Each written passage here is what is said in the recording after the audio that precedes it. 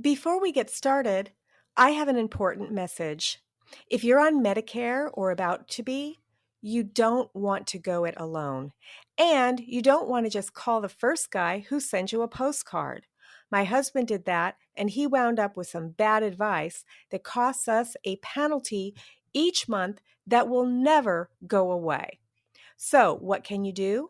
Contact one of our member experts by going to certifiedmedicareagents.com and searching your state for an agent. You'll be able to look through our member agents and read about them. Then you can reach out to the agent or broker you select directly through the site. Now, one thing you should know is other sites who do this sell your information to 15 or more agents so you can get hundreds of unwanted phone calls. Not so with certifiedmedicareagents.com. You'll only be contacted by one agent, and if there is a problem, I may personally reach out to you. But generally, you will only hear from the one agent you select. So head on over there right now before you forget and find a qualified and certified agent that can help you today. Now, let's start our program.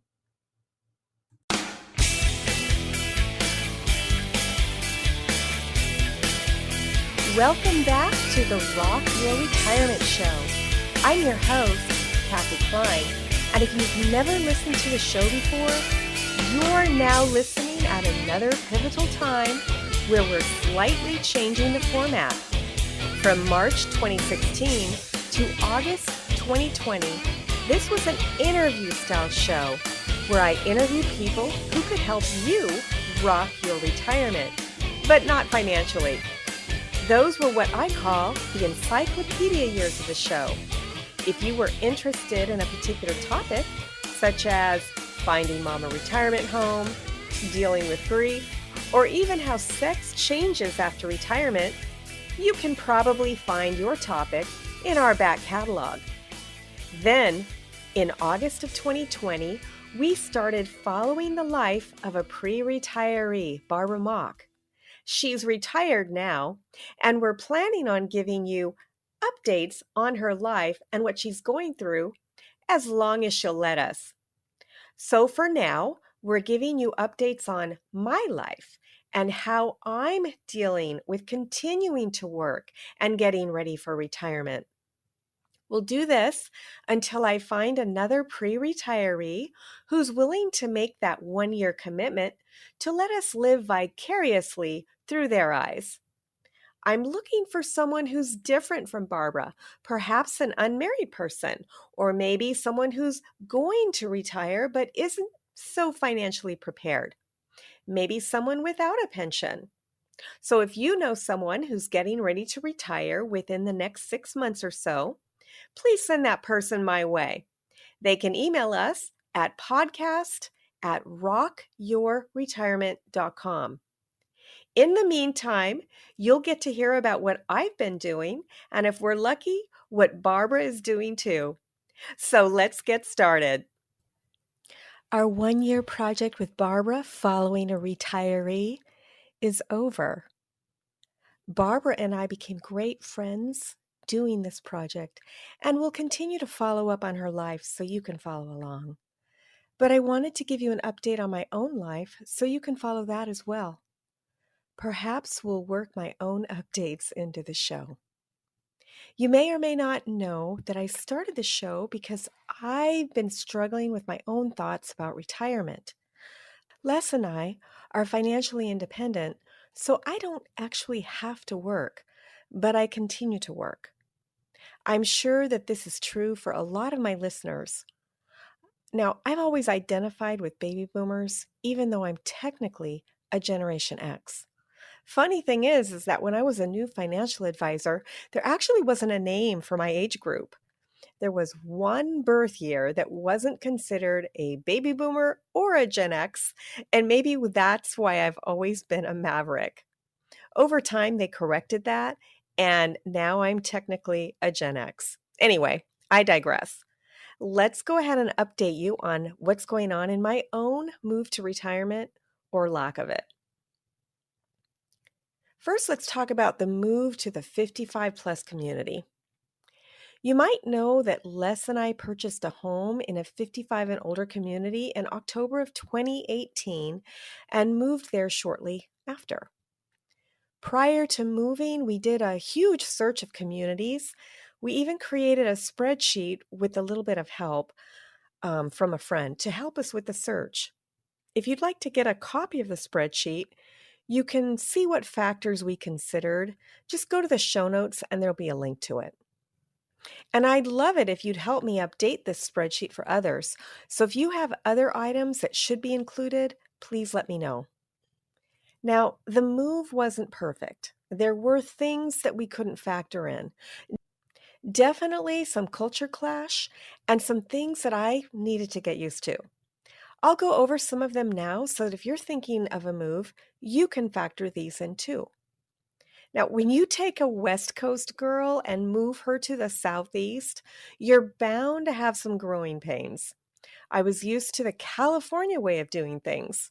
Although I complained about the laws in California, some of them do make sense, I have to admit. And it's not just the laws, though, it's the culture in general. For example, there were some laws about Medicare in California that don't exist where we live now. These laws make it easier for the consumer to change between Medicare supplement insurance and Medicare Advantage plans. And I built my business helping people make changes like that. I had to get used to the lack of laws where I live now and adjust accordingly. Another example is the restaurants. I remember the first time I ordered grilled chicken here, it came out breaded. I said to the waiter, "Hey, I ordered grilled chicken." And the waiter said, "Well, that's what you got." I couldn't believe it. Another time, I thought the deviled eggs looked good, but they came out with bacon on them, even though there wasn't bacon listed on the menu. And I don't eat bacon. In San Diego, all I had to do was read the description on the menu to see if an item was something I was willing to eat. And where I am now, I have to grill the wait staff. But over time, I got used to it. And I must say that I've been able to find a nice balance of life here. The second thing I want to talk about is my weight loss. My health, basically. In January of 2019, I decided it was time for me to lose the 20 pounds I'd gained over the years. So I joined a 6-week program which kickstarted my weight loss. It was a program that was put on by the 55 and older community that I live in. And it cost me $120. Honestly, I balked at the price tag because I'm generally a pretty frugal person. Okay, I'm frugal in certain areas, but I know I'm extravagant in others. But this time I decided it was time for me to lose the weight because none of my clothes had been fitting for a while. I was out of breath if I had to climb stairs, and in general, I just wasn't feeling very well. So Les and I made a pact that we wouldn't watch TV unless we had worked out. This pact was huge. It was a huge part of my weight loss journey. You see, we're both big TV watchers. I use TV as a way to meditate, just get my mind off everything that's happening in my life or in the world. And I don't know what I would have done without TV in the 2020 COVID shutdown. Another thing I did to help my weight loss was to cut out animal products. Now, I'm not a vegetarian, but I eat a lot less cheese and other animal products such as chicken, fish, and beef. Adding more plant-based products into my diet has helped me lose the weight and maintain it, but it's still hard. I find myself longing for sweets. Now, as you know, I hate wasting money, so I never joined the exercise classes here where I live. They cost $7 each. Now, I know you're probably laughing at me right now, and I know that I probably spend the $7 a day on other things, but I'm not a Starbucks drinker and we don't drink a lot of alcohol either. So I had to find things that I could do that weren't going to cost me a daily fee. I'm just kind of opposed to it. And the good news is that I was able to sign up for a yearly membership with Beachbody. It was like $100. And they have all these recorded programs that you can watch. I believe there's about 1,400 of them. I started with an aerobics program that looked like it was designed for women who were about 50 pounds overweight. But over time, I graduated to a country style dance, country style dance class. And as I lost the weight, I burned less and less calories doing that dance class. And so that meant I had to find something else to do, or I wouldn't be able to eat very much. And hey, I love to eat. So synchronized swimming was my golden ticket.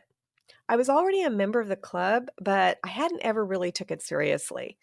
My first partial year, I actually wasn't in the show. I was a sort of in the back room. The following year was COVID, but I was ready to start afterwards. These workouts burned a lot more calories than my at home workout, and they've been instrumental in helping me keep the weight off. That was this year, 2021. The frugal part of me loves that I don't have to pay a fee every time I go to a workout. But that isn't true of some of the other clubs that I'm a part of. Some of the other clubs, you do have to pay a fee every time you work out. And so I continue to look for more ways to stay active. And I was able to join another group of people who do water aerobics at one of our pools early in the morning. It's not an official club, but now on some days I'm actually working out twice a day, once with the water aerobics and once with the synchronized swimming. That's quite a change I've made in my lifestyle because I'm pretty much in the past been a couch potato. One of the best things that happened to me after I've lost the weight is now I can actually sleep through the entire night. So let's talk about social activities. And basically, for me, that's our clubs. Now, I've already mentioned that I've become more active in my synchronized swimming club. A couple of the ladies mentioned that I might be able to do some of our routines easier if I took swimming lessons. Now, some people would have been completely insulted, but I'm the type of person that takes criticism the way that it's meant. And so, I checked it out. And one of our clubs offers swimming lessons for free if you join. And so I joined. I'm still not a super strong swimmer, which is funny when you consider that I'm in synchronized swimming, but I get better every time I take a lesson. And right now, I'm working on my breathing techniques. I've already noticed an improvement. The lessons are only a half hour long, and I take one lesson a week. Another club that I'm in is the art club. A lot of our clubs are struggling right now because of COVID. We still have a lot of people who are social distancing, so club activities are much less than normal right now. People are also coming and going in our community, moving in, moving out, just like everywhere in the country. Two of my favorite clubs have lost key members of the leadership. The other day, I got a phone call from someone who's recruiting board members for the art club. And my first reaction was to say no, N-O, because I'm so busy right now. And also, I still work and my busy season is coming up and I just don't need one more thing on my plate. But then it hit me that if no one steps up for these key roles, then the whole reason we chose this place, because of the 100 clubs, could go away. So I chatted with her and I told her what I needed to make the position work for me. And she said she'd talk with the current board. Now, it might not be a good fit. They might not ask me to run, but at least I didn't say no. I said yes, and here's what I need to make it work. Actually, this yes and is another activity that I'm doing that doesn't have anything to do with where I live. I joined an improv group, and it's an online improv group. And every week they ask us, what did we say yes and to? And so now when I talk with them the next time, I'm going to use that as my yes and. So let's talk about health.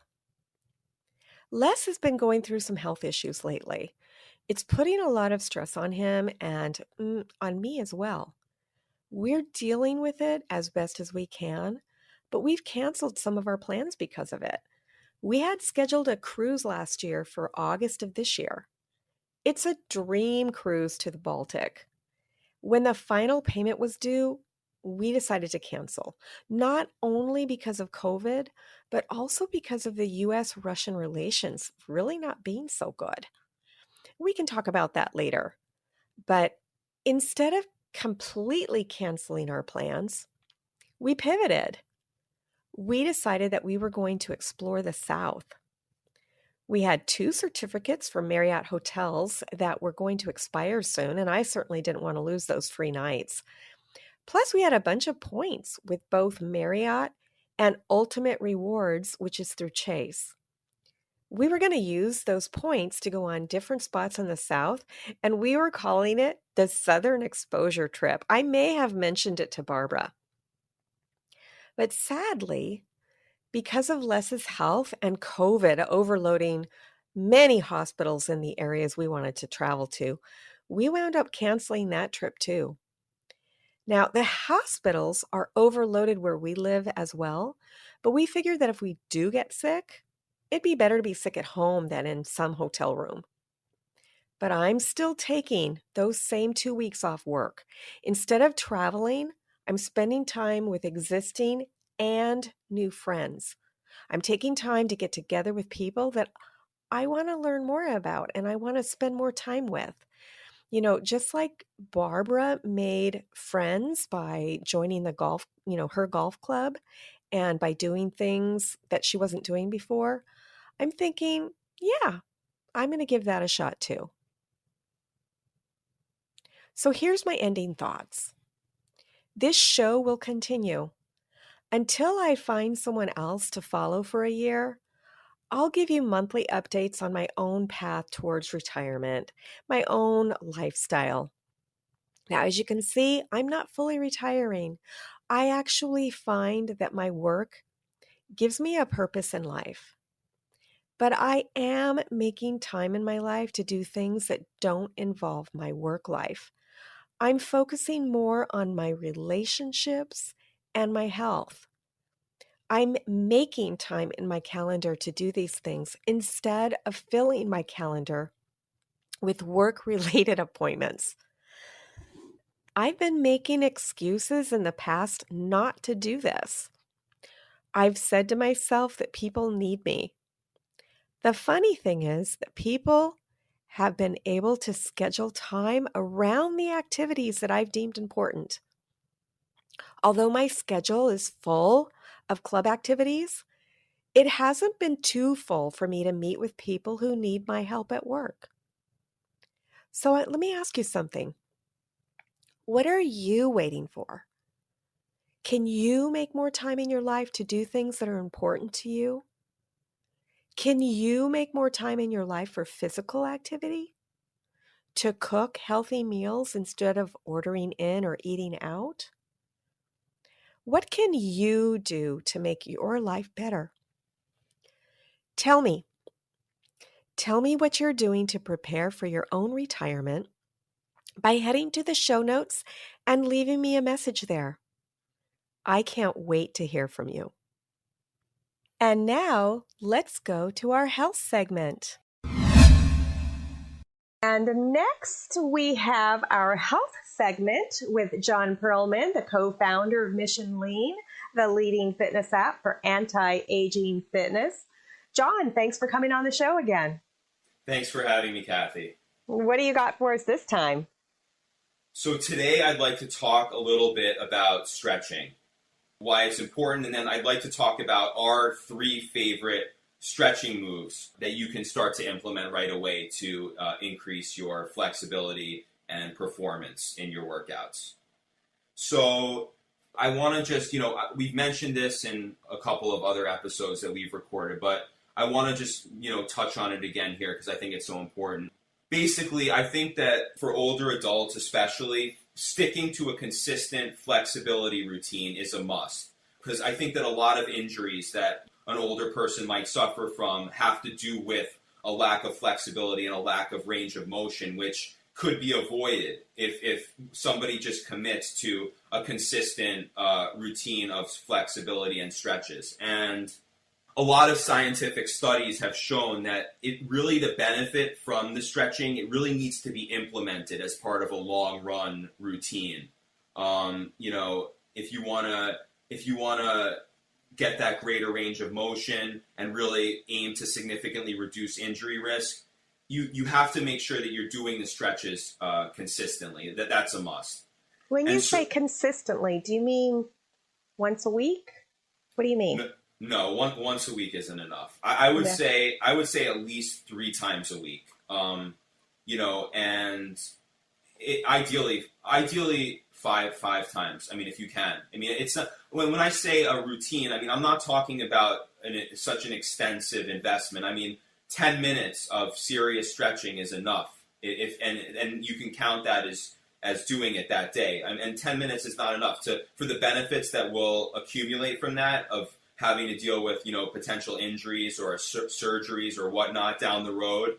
Doing that 10 minutes is very worthwhile, in my opinion, to avoid that. So do you think every day is too much? If you did it every day, would you hurt yourself? No, every day. Stretching should be done every day, but I'm not going to tell you, do stretching every day. I like to go less and have somebody commit to getting going first. But yes, the answer is if you can do stretching every day, do it. You're not going to hurt yourself. Okay, good. That makes total sense. So every day if you can do it, but if you can't, just commit to what you can do. Exactly. And then work your way up from there. So at least 3 times a week on up to 7 days a week, right? Right.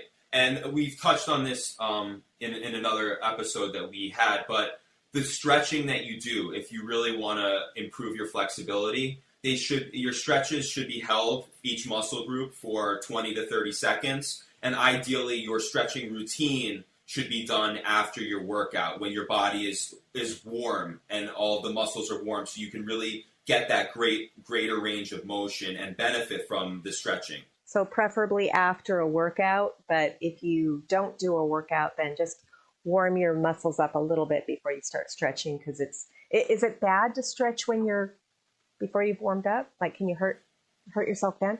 The ideal is that you warm up your body, that your body is warm. So let's just say on a given day, if you wanted to stretch, but you weren't getting in a workout on that day, but you wanted to commit to the flexibility, what you should do in that case is just power walk, or if you could power walk for 5 to 10 minutes. I mean, I'm not talking about anything crazy, just getting your muscles going, and your body loose a little bit and warm. That's going to translate tenfold into the benefits that you get from the stretching. And the answer to the question, should I stretch cold?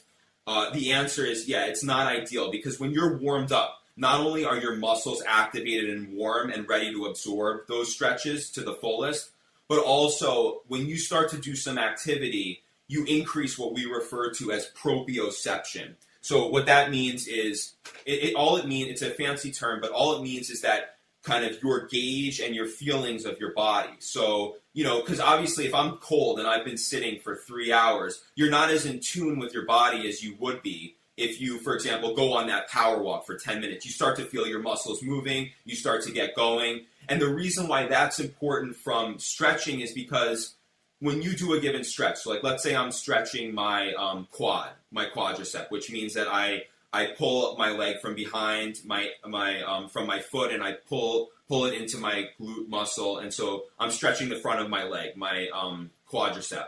The angle of that stretch, and how much pressure I need to give that stretch to really, you have to be in touch with your body a little bit to know how much to give and what angle to pull it out and so forth. And so if you can do a little bit of like a power walk or go on the bike, the stationary bike for 10 minutes and get that going, you'll feel the stretches much better as well. That's good to know. Anything else we should know about stretching? Again, I mean, stretching has been overlooked, I think, by the broader fitness industry. And, for example, if you go to a workout class, a 45-minute workout class, they might give you a great burn. But a lot of times, and I've been to these workout classes, nobody's really focusing on kind of the stretching component of it all, which is so important especially for older adults and seniors to kind of keep themselves healthy and limber for the long run. It's indispensable. That's good to know. Thank you. Thank you so much. Once again, you're giving us these great health tips. Very, very much appreciate it. And for the listener, tune in next time for more health tips from Mission Lean. And don't forget to download the Mission Lean app to get more fitness and health tips. And now it's time to hear what Barbara's up to. I spent the first week of July getting ready to help at Vacation Bible School. I did that and it was so rewarding. It was everything I'd hoped it would be, and just the precious times with my grandkids was amazing. They just left just a few days ago and I'm still recovering with the laundry, the house, just energy levels, but super rewarding, super fun. So now I'm in a new month and everything is blank. There's nothing on the calendar. Nothing. Zero in your calendar. Not intended that way, but there's nothing on the calendar. So you went from going 100 miles an hour to just stopping. Yes. And wow. In the Pacific Northwest, this is our beautiful time, although it's extremely dry. So I have no complaints. The weather is lovely. The air quality is good for us. Not so great on the east side of the mountains. And it's just unstructured, no schedule. And that's an uncomfortable place for me to be. Well, just from what I know about you, Barbara, and for the listener, if this is your first time listening to the show, we have been following Barbara's retirement. This is actually our 1-year anniversary. And so Barbara went from pre-retirement, in other words, the pre-announcement, to the day of the announcement. And now we are following the aftermath of her retirement. And just from what I know about you, Barbara, you like plans. You are a planner. So it must be really uncomfortable for you to have zero on your schedule right now. How are you going to manage? Well, I'm driving my husband crazy because I keep putting out possibilities for, well, what about this? Or could we do this? Or what about September? And what are we going to do this December? And while they're not big decisions, as a retiree, you want to make good decisions. You want to use your time wisely. You want to use your money wisely. Any decision that requires purchasing something causes stress. But anyway, so it is kind of an uncomfortable place to be for me because I love planning. I love creating a project. And so I think he's starting to realize he needs to create a project or I will. So he's talking about doing some renovations here in the yard. And well, we have a little fountain that we put in the backyard, just a little bubbler. I guess it's a stone with the water coming out. And we had it done by a professional landscaper about a decade ago, and Mike has never loved it. He just felt like it just wasn't what it should be. So it's perfectly fine, but he's talking about tearing it out and redoing it, and that just makes me cringe. Does he have experience building fountains from scratch? Not at all. However, he's a telephone repairman, and he can fix anything, and oh my gosh, YouTube. I don't have that husband that starts a bunch of projects. He is his mother's son because my mother-in-law is a project finisher. No matter what she starts, she finishes. So does he work on one project at a time or 5 projects at a time? One. That's good. I work on 5 to 20 things at a time, all randomly, probably on the ADD spectrum, where he is very focused, and that's where we collide. Is I'm doing 20 things and he's like, just pick one and finish it. And I'm like, well, can't you do something else? No, I'm working on this. So there are discussions, but after 41 years, I guess we've worked it out. So he is starting a project to fill the space because otherwise you would fill it for him. Have you thought about how you're going to fill the space? Are you going to be just relaxing by a pool? Are you going to be reading? Or are you going to be finding something to do? Well, I've really enjoyed connecting with people that I haven't talked to in a while, or friends or family. And now that it's safer to gather, we've had dinners, we've had a family reunion where we had, people we hadn't seen in years and years and years. So I think that there will be that focus, but I think I just need to slow down. I've been at kind of a high octane range here for July, and it was filled with kids and fun, but I am pretty exhausted. And so I think focusing on, walking, definitely I could sit and read a book. I love to read, but my problem with that is I get sucked into the book and everything falls around me. So dishes don't get done, meals don't get planned. I just go into the book. So I kind of have to hide them from myself if I'm going to do that. And walking, exercising. Maybe we can find some hikes to do. I have been golfing. So, there is that structure to go on Tuesdays and Thursdays with the ladies for golf. Have you done any meditation? I have done meditation, and what I find myself doing is I start really well, and then the to-do list comes in. And then instead of focusing on whatever I'm focusing on, I'm okay, but what about this? What about that? Okay, I go back. And so I feel kind of schizophrenic where my purpose is meditation and my brain goes to overdrive of all the things that could be done, or I'm a list maker. I have a checklist with me all the time, and then I throw that one away and make a new one. And I get joy from marking things off. So if the list is done, I make a new list. Thing about meditation is it is there to train your mind to not do that. So everybody has that problem.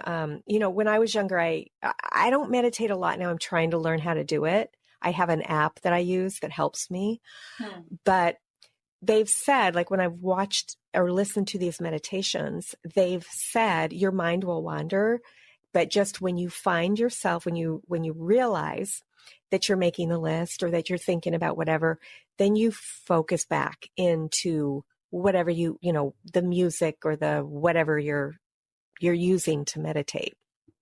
And I found that to be very helpful, because your mind is going to wander. It's what we do. And for me, there's a overlap of meditation and prayer. And so it's easy for me to think of someone and quickly pray for them and then go on to the next thing. But I think it would be good to merge the two of just sitting quietly in prayer, meditation, and just kind of rest. So that is a retirement challenge I've got before me. And I have no excuse now, the month of August, to say I don't have time. I have no excuse. And it's probably the same for you with golf. It is. If you're thinking about something else, you're going to miss the ball completely. You're not going to make a good putt. And so you are focused for that time. Plus you're moving and it's social. So, it's got a lot of good aspects that really, really surprised me. I think that as I move through this, though, I have no regrets. And I think you, being who you are, would be really surprised when you decide to retire.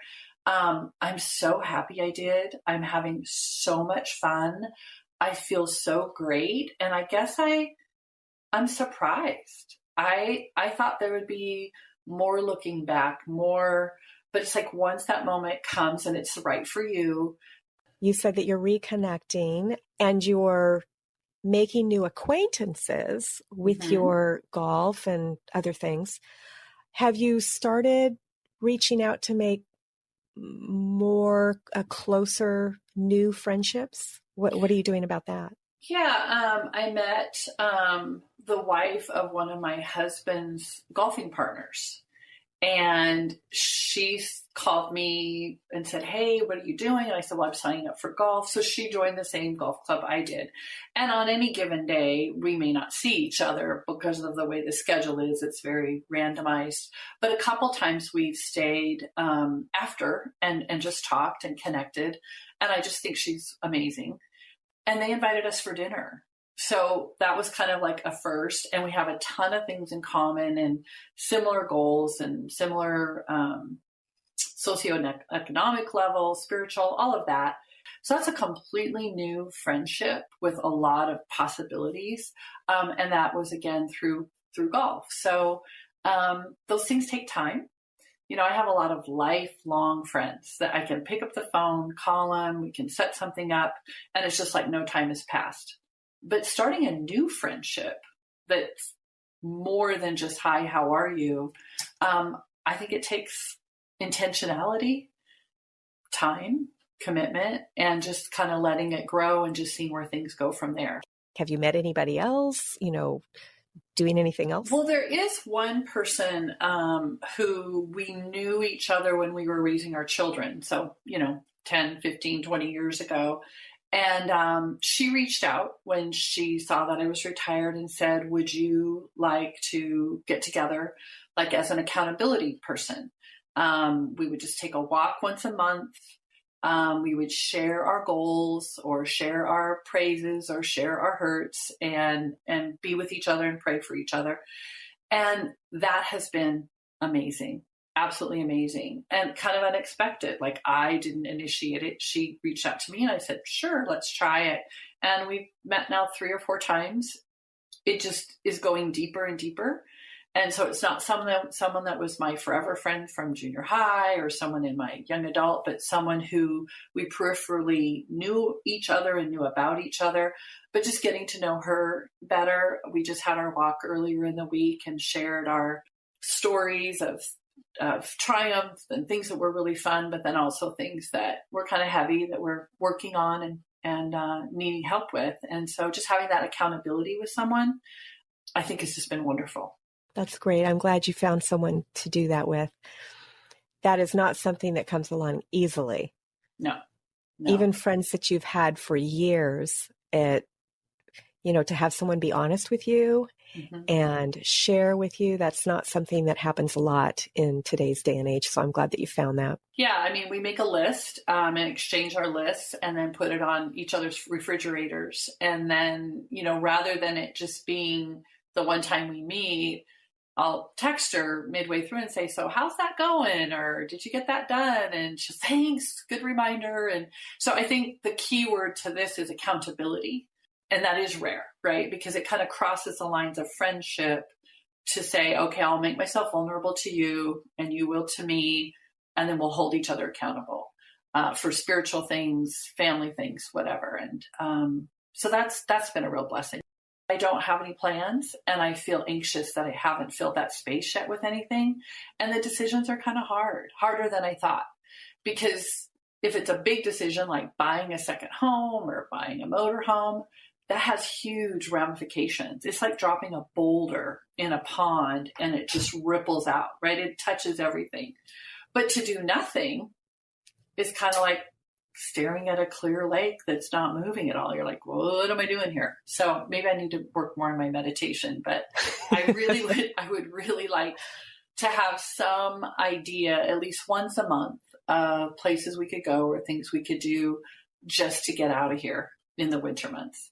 So you're talking about not a day trip this winter, somewhere away. Yes. A week or two. I don't think we need to be gone over Thanksgiving or gone over Christmas yet, because we just didn't have the last couple of years of those. But I would like to be somewhere warmer. It doesn't even need to be drier, but just warmer than it is here. Not ready to be snowbirds yet, but I'd like to be a little bird and just fly for a little while and then come back or drive. And what's interesting to me is that word vacation.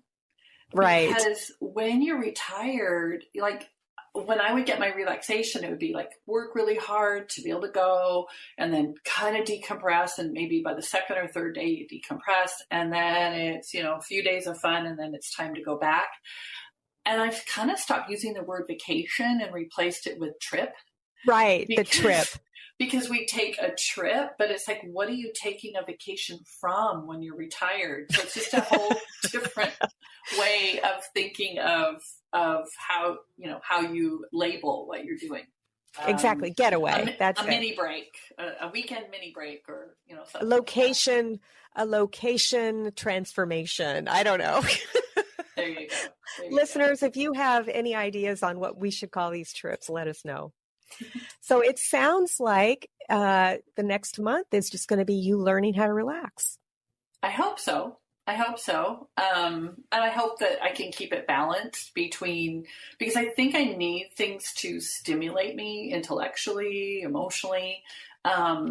It's like not a fear of the sameness of it all, but I think our brains are better when we're interacting with other people or other cultures or going to different places. I think, when you think about your life and your memories, you don't remember a lot of what you had for dinner last week, but if you went to a place, like you were able to completely articulate and give me an image of where you were, it's in a completely different place. And I think for seniors anyway, it's good to not just sit at home and watch TV. It's good to get out.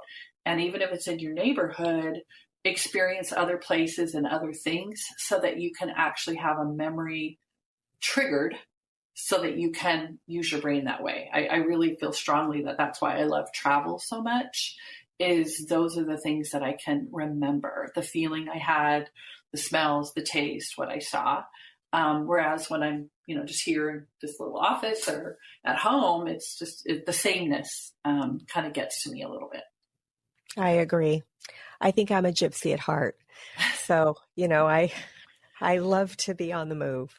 Yeah. So, Barbara, thanks so much for relaying your experiences to us again. I think for the listener, we're going to continue these talks. I don't know how it's going to, now that the year is up, this is our year anniversary.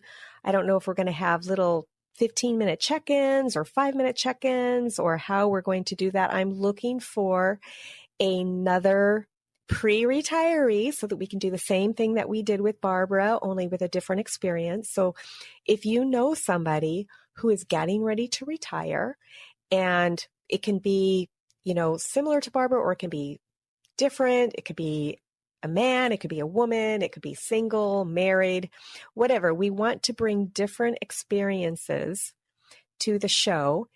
And who knows, maybe Barbara and I can also do a little counseling if needed, for people who maybe are thinking that they can't afford to retire or they have, problems with retirement. I think Barbara did so much research before she did retire. She hasn't had a lot of problems that I've seen in the past with other people. So I think that Barbara is probably well qualified to offer her tidbits of information. Or if the person doesn't want that and just wants to relay their experience, I'm open to that as well. So Barbara, thanks again. Really appreciate it. And for the listener, we'll see you next time on the Rock Your Retirement Show. Bye.